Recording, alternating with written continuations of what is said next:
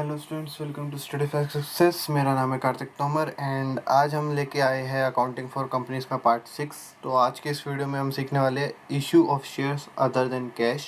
ठीक है, for consideration other than cash. इसके अंदर हम क्या सीखते हैं कि कभी भी अगर हम शेयर्स पैसों लेने की जगह हम किसी और चीज़ के बदले में इशू करते तो हम कैसे करते हैं, उसकी जनरल एंट्रीज क्या होती है, उसको समझेंगे कि उसकी जनरल एंट्रीज हमें क्या बताना चाह रही है। ठीक है, तो फटाफट शुरू करते हैं। 3 टाइप के हम अदर देन कैश की अदर कंसिडरेशन होती है अदर देन कैश। तो सबसे पहला, अगर हम कोई बिजनेस या कोई एसेट परचेज करें किसी वेंडर से। दूसरा, हम किसी प्रमोटर को एक्सपेंसेस पेमेंट करेंगे, यानी कि प्रमोटर जो अगर हमें फ़ायदा दे रहा है, मतलब एक टाइप से हमारा इनको ऑपरेशन में हेल्प कर रहा है, तो उसके बदले में हम उसको शेयर दे देते हैं। और तीसरा, जब हम किसी अंडर राइटर को शेयर देते हैं। ठीक है, तो तीनों केसेस एक एक करके समझते हैं। तो सबसे पहला है purchase issue of shares for consideration other than cash. तो इसके अंदर हमारा क्या आता है, जब हम कोई एसेट परचेज कर लेते हैं या हम कोई बिजनेस टेक ओवर कर लेते हैं। ठीक है, तो वही लिखा है, ये सारी चीज़ आप पढ़ लेना। इसके अंदर कुछ नहीं, बस ये लिखा हुआ है कि अगर हम कोई एसेट परचेज करते हैं या फिर बिजनेस टेक ओवर करते हैं तो एक उसकी अलग एंट्री बनती है, प्लस जब हम शेयर इशू करते हैं तो उसकी अलग एंट्री बनती है। ठीक है, तो हम डायरेक्ट एंट्री पे आते हैं। ठीक है, वीडियो को ज़्यादा लंबा नहीं रखेंगे।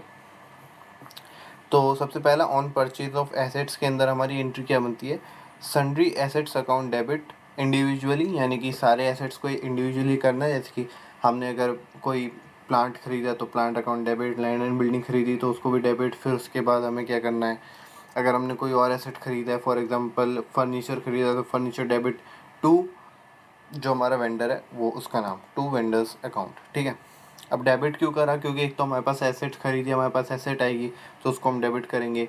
नॉर्मली केस में जब अगर हम एसेट खरीदेंगे तो टू बैंक करते हैं, हमें टू बैंक ना करके हमें वेंडर अकाउंट करना है। ठीक है, तो sundry assets account debit to vendor.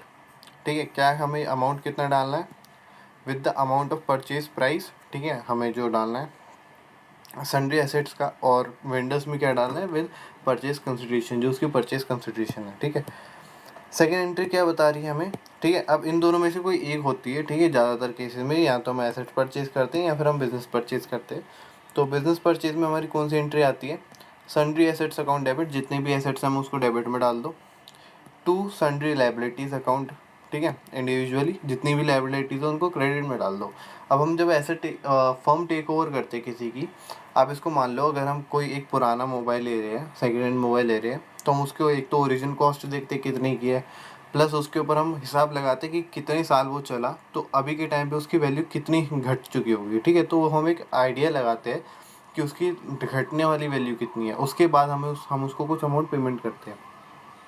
But अब इन रियलिटी हमने उसको ज़्यादा भी पे कर चुके हो सकते हैं या फिर कम भी पे कर सकते हैं। ठीक है, अब हमने उसको ज़्यादा पेमेंट कर दी, यानी कि हमने उस मोबाइल की कुछ गुडविल रही होगी इसलिए हमने उसको ज़्यादा पेमेंट करी है।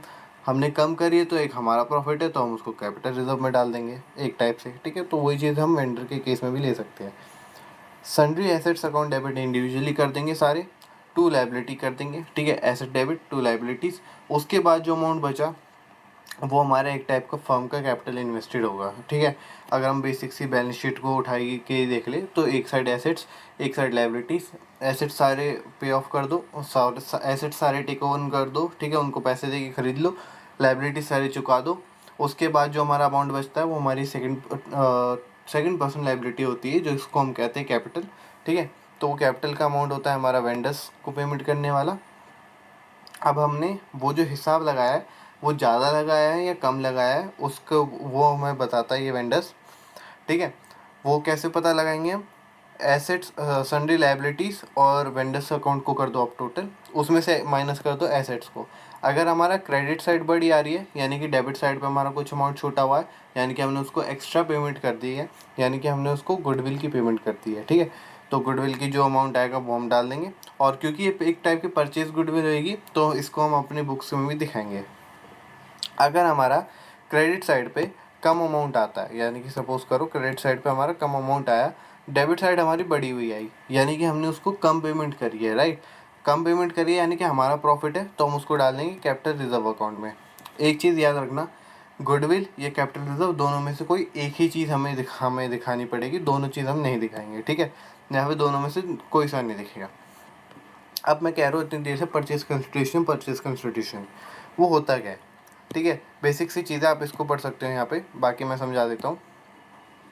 जब भी हम किसी फर्म को टेक ओवर करने के लिए पैसा पेमेंट करते हैं या हम कोई एसेट्स को टेक ओवर करने के लिए जो परचेजिंग कंपनी है वो पैसा पे करेगी, उसको हम उस पैसे को हम कहेंगे, जितने अमाउंट का है उसको हम कहेंगे परचेज कंसिडरेशन। ठीक है, मैं यहाँ पे अगर यहाँ पे बना के दिखाऊँ तो फॉर एग्ज़ाम्पल ये कंपनी है मेरी, ये दूसरी कंपनी है, कंपनी 2। ठीक है, अब मैंने इसको दिया कुछ पैसा, हमने इसके ले लिए एसेट्स। ठीक है, तो ये एसेट्स ले लिए हमने, बदले में इसको कुछ पैसा दे दिया। पैसा यानी कि हम, क्योंकि इस केस में हम वो इश्यूज़ कर रहे, शेयर इशू कर रहे, तो हम उसको शेयर देंगे। बट जो अमाउंट रहेगा उस शेयर का, वो जो अमाउंट रहेगा उसको हम कहेंगे परचेज कंसिडरेशन, या फिर हम शॉर्ट में उसको पीसीबी कह सकते हैं। ठीक है, पीसीबी हम इसको कह सकते हैं। अब आओ आगे, आओ आगे क्या है, ये जो नोट्स है इसके अंदर वही चीज़ हमें बता रखी है कि गुडविल जो होती है वो हमारी यहाँ पे रिकॉर्ड होगी बुक्स में, क्योंकि वो एक परचेज गुडविल के टाइप में दिखाई जाएगी। और कैपिटल रिजर्व जो होगा वो हमारा डिफरेंस जो भी दिखाएगा कि नेट एसेट्स में जो भी डिफरेंस अगर कम है तो वो कैपिटल रिजर्व, यानी कि जो हमारा प्रॉफिट बना वो। ठीक है, तो आइदर गुडविल या कैपिटल रिजर्व एक ही बारी में एक आएगा। ठीक है, या तो गुडविल आएगा या कैपिटल रिजर्व। अब हम आते हैं शेयर्स इशू करने पे, कि हमने ये सब कर दिया। ठीक है, जिसको जो शेयर जो इशू करना था हमने कर दिया, मतलब परचेज़ करना था हमने परचेज़ कर दिया, जो कि हमने यहाँ पे पढ़ा होगा आपने। अगर आपने नहीं पढ़ा मैं एक बार अंडरलाइन कर देता हूँ। परचेज ऑफ एन एसेट्स और purchase of business and issue of shares are two separate transaction. ठीक है, ये दो सेपरेट ट्रांजेक्शन है, या तो एसेट्स या बिजनेस परचेज करेंगे तो इसकी एक अलग ट्रांजेक्शन दिखानी पड़ेगी, इशू ऑफ शेयर्स की अलग ट्रांजेक्शन दिखानी पड़ेगी। तो जो इशू ऑफ शेयर्स है उसके ट्रांजेक्शन सीखते हैं। तो पहली ट्रांजेक्शन है, अगर हमने वेंडर को शेयर इशू करे पार पे, तो vendors account debit to share capital account कर देंगे। ठीक है, जो भी हमारी नॉमिनल वैल्यू होगी शेयर अलॉटेड की, यानी कि बेसिक सी चीज़ है, जो हमारी परचेज कंसिडरेशन है वो हो जाएगी। ठीक है, सेकंड एंट्री क्या आएगी हमारी, vendors account debit to share capital to security premium reserve account. ठीक है, वेंडर्स अकाउंट डेबिट करेंगे to security to share capital करेंगे प्लस टू सिक्योरिटी प्रीमियम, क्योंकि हम इस केस सेकंड वाले केस के अंदर हम उसको किस पे कर रहे हैं, प्रीमियम पे इशू कर रहे हैं। अब इन दोनों में से कोई एक एंट्री होगी, ये याद रखना। ठीक है, इन दोनों में से कोई एक एंट्री होगी। दोनों साथ में कैसे कर सकते हो आप, पार पे भी और प्रीमियम पे भी कैसे इशू कर सकते हो, तो इन दोनों में से कोई एक एंट्री होगी। वेंडर में आएगा विद द परचेज प्राइस, और शेयर कैपिटल में आएगा with the nominal value of share allotted, और जो सिक्योरिटी प्रीमियम है उसमें हमारा प्रीमियम का अमाउंट आ जाएगा। ठीक है, अब इसको समझो, जब हम नॉर्मल शेयर इशू करते हैं ना, तब हम क्या करते हैं, यहाँ पे डेबिट साइड पे क्या डालते हैं, डेबिट साइड पे हम बैंक डाल देते हैं जहाँ से हमारे पास कैश आ रहा है, या फिर हम अगर जब हम पहले मंगा चुके होते हैं मतलब पैसा, तो हम उसको ट्रांसफ़र करते हैं एप्लीकेशन में, तो शेयर एप्लीकेशन डालते हैं। इसमें हमें ऐसा कुछ नहीं करना, इसमें बस वेंडर को डेबिट डालो, क्योंकि उसके पास से हमारे पास कुछ चीज़ आ रही है, या तो हमारे पास उसका बिजनेस आ रहा है या एसेट्स आ रहा है। ठीक है, उसके बदले में हमने उसको शेयर दे दिए, बस इसमें कैश का रोल ही ख़त्म हो गया। ठीक है, अब क्या होता है ना, कई बार हमें इसको कुछ कुछ अमाउंट हमें शेयर इशू करना पड़ता है, कुछ हमें इसको पेमेंट भी करनी पड़ जाती है, तो उसमें कुछ नहीं, बस नीचे टू बैंक करके, इसी एंट्री में टू बैंक करके वो अमाउंट आ जाएगा। ऊपर परचेज कंसिडरेशन से वेंडर का पूरा अकाउंट आएगा, पूरा अमाउंट आएगा, फिर पर शेयर कैपिटल में जितना हमने इशू करा है और टू बैंक में जितना हमें उसको पेमेंट कर रहे हैं कैश में। ठीक है, वो आएगा। अब क्या करना होता है, हमें एक दिखाना होता है कि हमने कितने शेयर इशू करे हैं। ठीक है, अब वो हम कैसे दिखाएंगे, नंबर ऑफ़ शेयर्स इशूड। ठीक है, नंबर ऑफ़ शेयर कितने इशू करे उसको दिखाने के लिए परचेज कंसिडरेशन अपॉन में issue price of a share. ठीक है, किसी भी शेयर का एक इशू प्राइस होता है। ठीक है, चाहे 10 रुपये का हो, 20 रुपये का हो, 100 रुपये का हो, तो हमें उसको डिवाइड कर देना है किस चीज़ से, परचेज कंसिडरेशन। यानी कि परचेज कंसिडरेशन ऊपर लिखना है न्यूमरेटर में, नीचे लिखना है हमको इशू ऑफ शेयर प्राइस, उससे हमारे पास आएंगे डैश शेयर्स, यानी कि जितने हमारे पास नंबर ऑफ़ शेयर है। ठीक है, फॉर एग्जांपल परचेज कंसिडरेशन है 1 लाख की, और इशू हमारा जो एक शेयर है वो है हमारा 10 रुपये का, यानी कि हम कर रहे हैं उसको 10,000 शेयर्स इशू कर रहे हैं। ठीक है, तो सिंपल, इसके साथ हमारा वेंडर्स का कॉन्सेप्ट ख़त्म हो जाता है। बस दो एंट्री होनी है वेंडर्स के अंदर और कुछ नहीं। ठीक है, ये समझ में आया। अब हम चलते हैं प्रमोटर्स के ऊपर। ठीक है, प्रमोटर्स का क्या होता है इसके अंदर। प्रमोटर्स कौन होते हैं, जो हमारी कंपनी को इनकॉर्पोरेट करने में मदद करते हैं। ठीक है, उनको हम प्रमोटर्स कह देते हैं। ठीक है, company issue shares to promoters for this services render to the company. उन्होंने जो सर्विसेज करी है उसके बदले में हम उनको शेयर इशू कर देते हैं।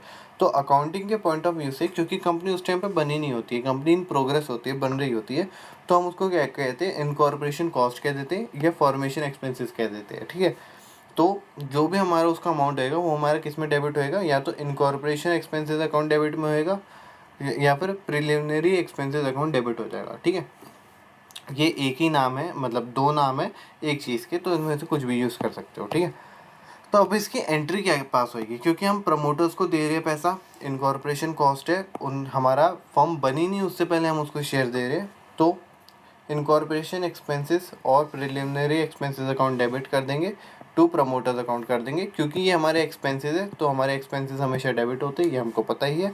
टू प्रमोटर्स, प्रमोटर्स हमारा वही जो हमें हेल्प कर रहे हैं, तो इनकी एक लाइबिलिटी खोल दो। फिर उसके बाद जितना भी हमारा अमाउंट ड्यू है प्रमोटर्स को वो दे दो। फिर हमें क्या करना है, promoters account debit to share capital कर देना है, क्योंकि हम उनको शेयर इशू कर रहे हैं, तो to share capital. Issue of dash shares हम करेंगे फॉर डैश रुपीज ईच, यानी कि हमें पूरा नरेशन में दिखाना होगा कितने शेयर्स हमने इशू करे, किस प्राइस पे इशू करे पर शेयर के हिसाब से, as fully paid to promoters. ठीक है, प्रमोटर्स को फुली पेड अप पे दिखा देना है। ठीक है, तो बस ये दो एंट्री होगी, इसके अलावा और कुछ एंट्री नहीं होगी। प्लस एक और एंट्री अगर आप क्वेश्चन में बोला हो तो दिखाना कि जो प्रिलिमिनरी एक्सपेंसेस है उनको रिटर्न ऑफ करेंगे in the year they are incurred. ठीक है, जिस साल में वो आए हैं एक्सपेंसेस उसी साल में हम उनको ख़त्म करेंगे, सिक्योरिटी प्रीमियम रिजर्व से या फिर statement of profit and loss से। ठीक है, ये दो टाइप के रिजर्व हमारे पास होंगे, इन दोनों में से किसी भी एक से हम इसको ख़त्म कर सकते हैं। ठीक है, अब आते हैं अंडर राइटर को हम शेयर कैसे इशू करते हैं। अब देखो ये थोड़ा सा इंटरेस्टिंग है। मान लो ये एक बंदा है, ठीक है, इसको हमारी कंपनी ने, ठीक है, अब मैं कहूँगा हमारी कंपनी क्योंकि हम आप एक ही है, हमारी कंपनी ने इसको बोला है कि आप जाके 2000 शेयर्स को इशू करो, इसके बदले में ये क्या कहता है, मेरे को कमीशन दो फिर उस हिसाब से। ठीक है, लेकिन कमीशन कब मिलेगा, जब ये 2000 शेयर्स को इशू करवा देगा, पब्लिक में लोगों से खरीदवा देगा 2000 शेयर्स। ठीक है, ये जाता है अपना काम करता है, ये कहता है मैं ना 1800 ही कर पाया हूँ। ठीक है, 1800 शेयर्स ही कर पाया हूँ। अब कंपनी मना तो करेगी नहीं, कम से कम 1800 तो करे इसने, तो 1800 के बदले में कंपनी इसको देगी कमीशन। ठीक है, कमीशन। अब वो कैसे देगी, कंपनी कहती है कि यार हमने तुम्हें दिया था 2000 का टारगेट, ठीक है, तुम करके लाए हो 1800। ठीक है, जो बचे हुए 200 शेयर्स है ना, वो तुम एज अ कमीशन रख लो अपने पास, हम तुमको वो एज अ कमीशन इशू करके देते हैं। ठीक है, जो बचे हुए 200 शेयर्स है वो तुम्हारी एक टाइप की कमीशन होगी अब। ठीक है, तो हम अंडर राइटर्स के कमीशन के बदले में हम उसको 2 शेयर्स दे रहे हैं। ठीक है, तो अब इसको पूरा समझो, ये क्या बना है, इसके अंदर पर्सन कौन कौन है। ये तो हमारी कंपनी हो गई, ये बंदा हमारा अंडर राइटर हो गया, इसको हम अंडर राइटर कहेंगे, अंडर राइटर। और इसका जो पूरा ये जो कॉन्ट्रैक्ट बना है ना, इस कॉन्ट्रैक्ट को हम क्या कहेंगे, इसको हम कहेंगे अंडर राइटिंग। ठीक है, अंडर राइटिंग। ठीक है, ये जो पूरा सिनेरियो बना है, ये जो कॉन्ट्रैक्ट बना है, इसको हम अंडर राइटिंग कहेंगे। वही चीज़ यहाँ लिखी हुई है, अगर आपको पढ़ना हो तो मैं एक बार समझा देता हूँ। Underwriting means a contract which by which a person known as underwriter agrees usually for commission. ठीक है, agrees usually for commission to take shares not subscribed by public. ठीक है, जो पब्लिक ने नहीं खरीदी शेयर्स वो इसको मिलेंगे। द कंपनी में issue the shares to underwriters instead of paying commission in cash. ठीक है, उनको कैश में कमीशन पेमेंट करने की जगह उनको इशू ऑफ शेयर से पेमेंट कर दी जाती है उनके कमीशन की। अब इसकी जनरल एंट्री सीखते हैं। अंडर राइटिंग की कमीशन की जनरल एंट्री में under writers commission account debit, क्योंकि ये एक्सपेंसेस हो गए हमारी फर्म के लिए तो उसको हम डेबिट डालेंगे to underwriters account. Liability underwriters के अकाउंट की तो हम उसको टू क्रेडिट साइड पे डालते हैं, फिर हमें उसको पे ऑफ करना है। ठीक है, यहाँ पे तो देख लो अंडर राइटिंग कमीशन डी में एक नरेशन डाल देनी है। इसको राइट ऑफ करने के लिए underwriters account debit to share capital, जितना हम उसको शेयर इशू कर रहे हैं। ठीक है, कि कितने शेयर इशू करे, किस रुपए ईच पे करे, और अंडर राइटर को करे तो वो बता दो नरेशन में। ठीक है, जितने भी उसका अमाउंट है वो कर दो। ठीक है, सिंपल, बस दो एंट्री है। तीसरी एंट्री सेम हमारा प्रोमोटर वाले केस की तरह है कि अगर हमें बोला राइट ऑफ करने के लिए तब हम उसको कहाँ से राइट ऑफ करेंगे, बिल्कुल सेम है। Underwriting commission is written off in the year shares are issued. ठीक है, जिस साल में हमारे शेयर्स इशू करे उसी साल में हमारा अंडर राइटिंग कमीशन हमें राइट ऑफ करना पड़ेगा। किससे राइट ऑफ करना पड़ेगा, या तो सिक्योरिटी प्रीमियम रिजर्व से कर दो या फिर statement of profit and loss से हम उसको ख़त्म कर देंगे। ठीक है, सिंपल, और कुछ नहीं है इसके अंदर। या तो statement of profit and loss या फिर सिक्योरिटी प्रीमियम रिजर्व, जैसा हमारा प्रमोटर में हुआ था हमारा प्रिलिमिनरी एक्सपेंसेस के लिए। ठीक है, अब सिंपल सा एक लास्ट चीज़ है जिसमें हमें बताना है कि ये चीज़ हमारे बैलेंस शीट में कैसे शो होगी। ठीक है, disclosure of shares issued for consideration other than cash in balance sheet. अब ये बैलेंस शीट में हम कैसे दिखाएंगे? Issue of shares for consideration other than cash are disclosed shown in balance sheet under full subscribed capital, either as subscribed and fully paid up, subscribed but not fully paid up, as the case is in the notes of accounts on share capital। ठीक है, तो simple सा बोला है इन्होंने। Balance sheet में हमारा, मैंने आपको बैलेंस शीट दिखा रखी है प्रीवियस वीडियो में, मैंने आपको समझाई भी है प्रीवियस कुछ वीडियो में। ठीक है, आप जाइए वहाँ पे देखिए, सब्सक्राइब शेयर कैपिटल के हेडिंग में आपका subscribe but fully paid up, subscribe but not fully paid up. ठीक है, ये दो हेडिंग होगी। ठीक है, जैसा भी हमारा केस है, अगर हमारा subscribed and fully paid up share issue करे तो हमें वहाँ पे दिखाना पड़ेगा, और अगर subscribe but not fully paid up shares issue करे तो हमें उस हेडिंग के अंदर हमें ये सारी कंसिडरेशन अदर देन कैश की एंट्रीज दिखानी पड़ेगी, मतलब उसके अंदर डिस्क्लोज करना पड़ेगा। और दूसरी जगह इसकी इफेक्ट कहाँ पे आएगा? नोट्स टू अकाउंट्स में हमें दिखाना पड़ेगा शेयर कैपिटल के हेडिंग के अंदर। ठीक है, सो इसी के साथ हमारी आज की वीडियो भी ख़त्म होती है। आई होप आपको समझ में आया हो। समझ में आया तो वीडियो को लाइक कीजिएगा, चैनल को सब्सक्राइब कीजिएगा, और अगर आपको मेरे साथ लाइव क्लास लेनी है, इसमें कुछ भी आपको डाउट आ रहा है तो आपको मेरे साथ लाइव क्लास लेनी है, आप स्टडीफाई सक्सेस का ऐप डाउनलोड कीजिए प्ले स्टोर से। वहाँ पे एक बहुत ही रीज़नेबल प्राइस पे आपको कोर्स मिल जाएगा हमारा। ठीक है, आप मेरे साथ लाइव क्लासेस ले सकते हो, आपके साथ आपको और मेरा लाइव इंटरेक्शन होएगा। बेनिफिट्स बहुत ही ज़्यादा है, आपको सारी स्टडी मटेरियल मिलेगा, नोट्स मिलेंगे, आपके रेगुलर टेस्ट होंगे, आपको 1-on-1 लाइव क्लासेस होएगी वीक में 2-3 क्लासेस हो जाएगी आपकी एज़ पर सब्जेक्ट। ठीक है, आपका जो सब्जेक्ट है अकाउंटेंसी है तो 2 क्लासेस 3 क्लासेस होती हैं। ठीक है, और सबसे मेन चीज़ अभी आपको कैसे समझ में आ रहा है, जैसे मैं समझाना चाह रहा हूँ, आप लाइव क्लासेस में आओगे, मैं आपको वैसे समझाऊंगा जैसे आपको समझ में आता है। ठीक है, और डाउट क्लियर तो यार 100% होंगे। आप 100 बार पूछो, मैं 100 बार समझाने के लिए रेडी हूँ। ठीक है, आपको मेरा पर्सनल व्हाट्सअप नंबर भी मिलेगा, मैं आपको पर्सनल, आप मेरे को व्हाट्सअप पे मैसेज कीजिए जब आप कोर्स ले लेंगे, उसके बाद मैं आपका वहीं पे व्हाट्सएप आपका तुरंत डाउट क्लियर कर सकता हूँ। ठीक है, सो आप ही का बेनिफिट है, बहुत सारे बेनिफिट है, आप कोर्स लेके देखिए एक बार। ठीक है, ट्राई कीजिए फिर बताइए। एंड इसी के साथ वीडियो ख़त्म करते हैं। Thank you, tata, bye bye and take care.